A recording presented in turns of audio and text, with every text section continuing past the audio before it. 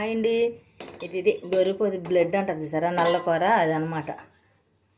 ఇప్పుడు దీన్ని ఎలా వండాలో చూపిస్తాను. ఇది దీంట్లో వాటర్ అండి. ఇవి ఇలా గాలికి పెట్టుకుంటే దాంట్లో ఉన్న వాటర్ అంతా కిందకి దిగిపోద్ది. అదే మూత పెట్టామనుకోండి మొత్తం బ్లడ్ అంతా కరిగిపోద్ది.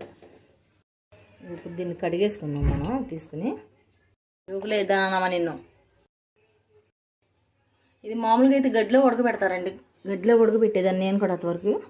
ఇప్పుడు ఉప్పేసి పిసికి ఎలా ఉండాలో చూపిస్తాను. ఇలాగే బాగుంటుంది ఉప్పేసి తీసుకుంటే. మేము అంతకితో గడ్డిలో ఉడకబెట్టేవాళ్ళం.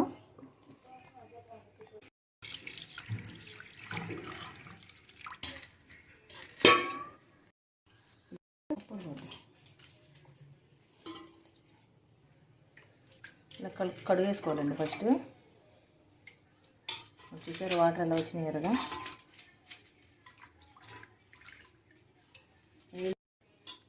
ఇది పైన ఇసుక అది లేకుండా శుభ్రంగా కడిగేసుకోవాలి.